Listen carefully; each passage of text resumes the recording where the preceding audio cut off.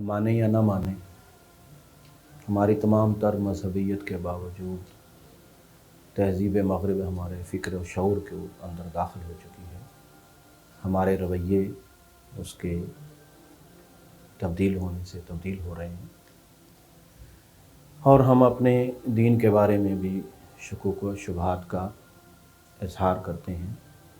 جو اظہار نہیں کرتے وہ الجھنوں کا شکار ضرور ہیں۔ اب اس میں خصوصاً ہمارا نظام تعلیم، ہمارا میڈیا ہمارے ذہنوں کو کسی صحیح رخ پر ڈالنے کی بجائے ہمیں مزید مروبیت کا شکار کر رہا ہے۔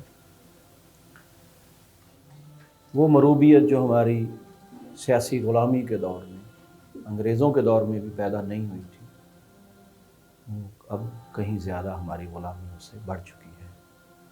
باوجود اس کے کہ 57 اسلامی ریاستیں آزاد ریاستیں کہلاتی ہیں، لیکن وہ دم خم جو آزادی سے پہلے تھا اس میں بڑی کمی آ چکی ہے، اور ہم اپنی سچی اور حق بات بھی کہنے سے گھبراتے ہیں، ڈرتے ہیں۔